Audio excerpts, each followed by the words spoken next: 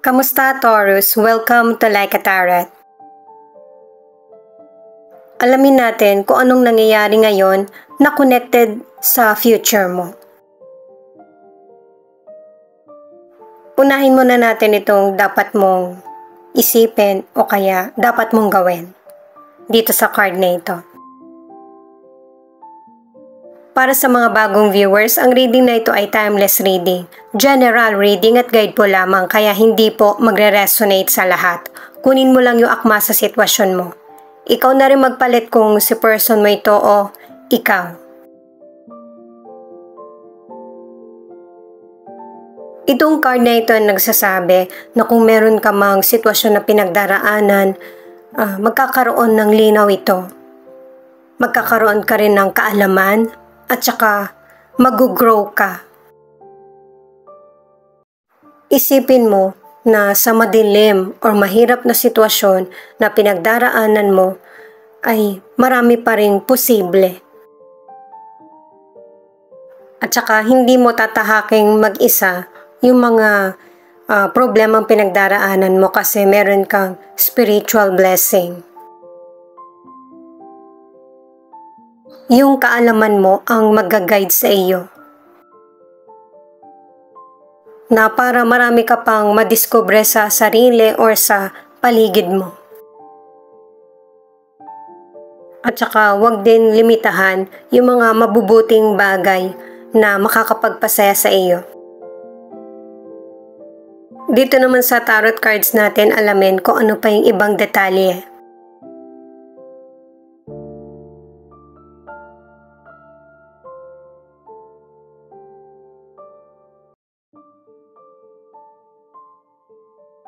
King of Pentacles, Seven of Cups, at Queen of Pentacles in reverse. Sa cards na ito ay pinapakita yung kasipagan mo.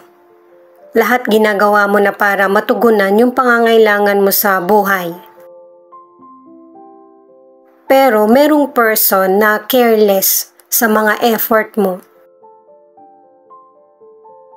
Kaya imbis na isipin mo na lang kung ano yung mga dapat na bigyan mo ng atensyon o responsibilidad, nakakagulo sa'yo yung behavior ng person mo. Hinahayaan mo na lang yung sitwasyon pero darating yung panahon na magdidesisyon ka na para matigil na ito. Sa career o negosyo, maganda yung tinatahak mong landas. Merong pag-unlad. Merong opportunities na darating na ito yung pipiliin mo or magle-level up ka sa mga napili mo sa career man o negosyo. Pinapaalalahanan ka ng cards na kahit gaano ka man katagumpay ay balansin mo yung oras mo sa sarili, sa trabaho, or sa buhay. At saka huwag din masyadong maging mabusisi kung meron ka mang bagong karir na tinatahak. Lalo na kung bagong karir ang tatahakin mo, mas maigi na mag-focus ka sa yung bang mapatibay yung pundasyon. Mas mapapaunlad mo yung karir mo o negosyo kung magsisimula ka sa maliit at saka yung willing kang matutunan.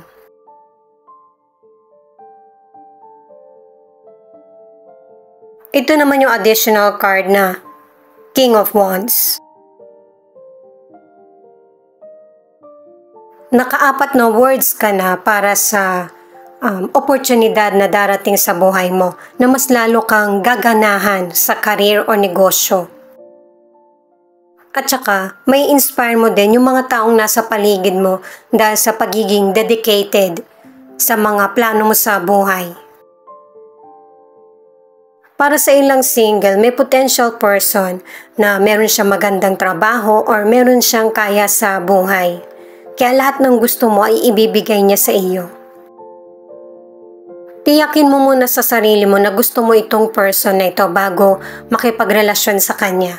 Hindi dahil sa natutuwa ka lang sa mga naibibigay niya. Ang ilan na nasa relationship kaya kayo nagkakaroon ng problema ng person mo kasi hindi naman yung material ang kailangan niya. Ang kailangan niya ay yung oras mo, yung time nyo sa isa't isa. Kaya yung ugali ng person mo nagiging possessive o kaya may selos.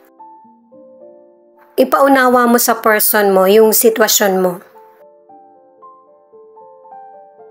Knight of Wands, Page of Cups, at Two of Wands. Itong cards na pinapakita, sinasabing nabuhayan ka ulit. Kumbaga, nagkaroon ka ng bagong pag-asa. Kasi merong chances, opportunities na dumarating sa buhay mo na mas binigyan mo ng pansin. Susundin mo kung ano yung nagpapasaya sa isip mo at saka sa pakiramdam. Sa financial, may balanse at saka equality. Pinagpaplanuhan mo kung ano yung mga ginagastos mo. Hindi ka kaagad gumagastos, kundi pinagpaplanuhan mo ito at masusurpresa ka sa magandang resulta. Sa umpisa kung meron ka mang negosyo o kaya bago yung karir mo na pinasok, sa umpisa hindi masyadong maganda yung kita. Pero unti-unti merong progress at saka lumalaki yung kita mo. At ang warning ay i-moderate yung paggastos. Kahit na maganda yung pasok ng financial sa iyo. Para sa ilang single, kung kailan nagugustuhan mo na yung person, tsaka naman siya lumalayo sa iyo. Kasi akala niya, wala kang gusto sa kanya. Hindi kanya pipilitin, at tsaka sa una magpapamiss mo na itong person na ito. Pero sa panahon na hindi mo siya makikita, doon mo marirealize na gusto mo rin pala siya. At kapag naamin mo na doon sa person, yung feelings mo, pareho kayong magkakagulatan. Ang akala nyo kasi, hindi nyo na gusto yung isa't isa or walang interes. Ito yung additional card, Six of Pentacles. Kaya pala pinapa-manage sa'yo ng tama yung paggastos sa financial kasi may ilan na Taurus na nasosobran na yung pagiging mapagbigay mo. Matagal mo na itong ginagawa. Hindi naman ito masama pero balansehin mo din na para pare-pareho kayo na merong kakayahan. Hindi pwedeng ikaw lang yung nagbibigay. Kasi meron namang magagawa na paraan. Kapag humingi ng tulong o nagsabi sa'yo na hindi kaya, dun ka kumilos. Ang ilan na nasa relationship, kuwang-kuha mo yung attention ng person mo, naka-3 cards ka na. Mahal ka ng person mo kaya mag-commit ka sa kanya. Pero kung hindi mo mahal yung person mo, magpakatotoo ka, timbangin mo yung feelings mo para hindi ka matrap sa unhappy na relasyon. Ito yung rune na alphabet sa sinaunang panahon. Berkano. Patungkol ito sa pamilya at saka tagumpay. Na magkakaroon ng family celebration, pwedeng kasalan o kaya patungkol sa baby. Itong hagalas naman, ibig sabihin merong sitwasyon na matatapos na, pwedeng sa relasyon, illness. Kaya kung ano yung daloy ng buhay mo, huwag mong kontrolin. Sumabay ka sa kung ano yung nagiging daloy. May mga chances na darating sa buhay mo na mas merong halaga kaysa sa nangyayari sa present. Para mas lalo mag-improve ang buhay mo, lalo na sa future, tanggapin mo kung ano yung mga bago or renewal.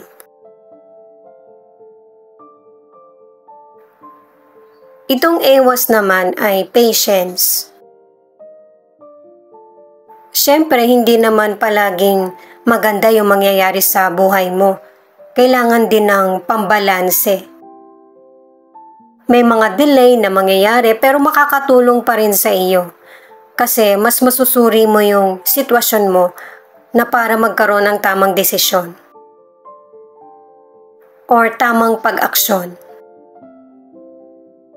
At saka, ang suggestion pa ng mga cards, huwag kang malungkot sa kawalan or kakulangan. Sisigundahan ng universe kung ano yung mga aksyon na nagawa mo or desisyon. Kapag hindi mo pa rin nakuha kung ano yung nararapat para sa iyo, bibigyan ka pa ulit ng pagkakataon. Naka-4 na cards ka na para sa chances. 222. Good omen for relationship. Seek balance and peace. Pareho lang din ang sinasabi sa tarot cards na kailangan ng balanse para maging payapa yung sitwasyon mo.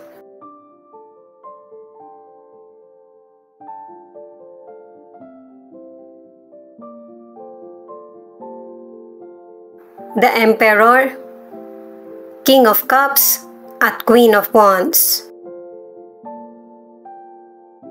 Itong cards na ito ang nagsasabi na pareho kayo ng person mo na kailangan maghinay-hinay. Unawain kung ano yung sitwasyon na kinasasangkutan, hindi pwedeng isa sa inyo yung mas nananaig. Kailangan patas.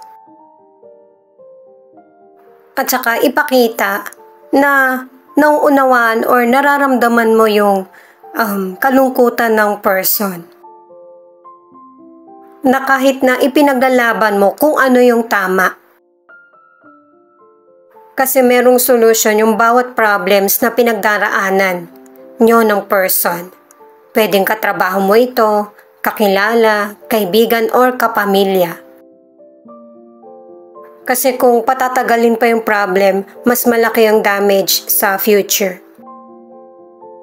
Sa kalusugan, itong 3 cards ang nagsasabi ng good health. At saka kung naghihintay ka na mabuntis, lalo na sa mga kababaihan, ito yung tamang panahon.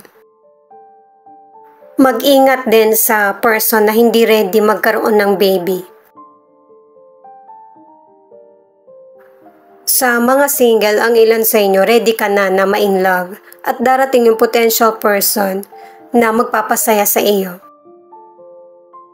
Malalaman mo na gusto ka ng person dahil sa sobrang supportive siya sa iyo at saka inaalam ko ano yung gusto mo tsaka ayaw. Isa pa sa nagustuhan niya sa iyo ay yung pagiging confident at saka yung personality mo. Para naman sa ilan na nasa relationship, kung meron kang ayaw sa relationship nyo, sabihin mo sa person mo. Hindi siya magaling makiramdam. Ito yung additional card na Queen of Cups. Kahit na gaano man tayo katatag na person, kakailanganin pa rin natin ng opinion ng iba, or advice. Mas makakabuti na humingi ka ng advice sa mga taong mas makakaunawa sa sitwasyon mo. Pwedeng family o kaya yung friend na mapagkakatiwalaan mo. Marami kang naging sakripisyo, napaka-talino mong tao, marunong ka rin mag-control at meron kang kabaitan. Successful ka at saka honest ka na tao. Makakamit mo yung hustisya na matagal mo nang gustong makamit. I-add ko lang para sa mga nasa relationship na kahit na nagkaroon man kayo ng problema ng person mo, yung pagmamahal niya ay ikaw pa din. Ganun ka rin sa kanya. Leo, Scorpio, Aquarius at Pisces. Ito yung ilan sa zodiac sign na nangunguna sa reading na ito. At saka tatlong cards ka na mareresolbahan yung problems mo kahit patungkol man ito sa person mo. Mas mananaig yung emosyon. Ito naman yung letra na posibleng andito yung letra ng pangalan mo or letra ng pangalan ng person mo. Pwedeng hanggang dito makaresonate ka or hanggang tarot cards lang. K, Z, G, N, D, S, W.